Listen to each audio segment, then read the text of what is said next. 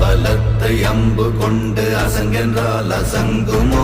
கம்பமற்ற பார்க்கடல் கலங்கென்றால் கலங்குமோ? இன்பமற்ற யோகியை இருளும் வந்து அணுகுமோ? செம்பொன்னம்பலத்துளே தெளிந்ததே சிவாயமே.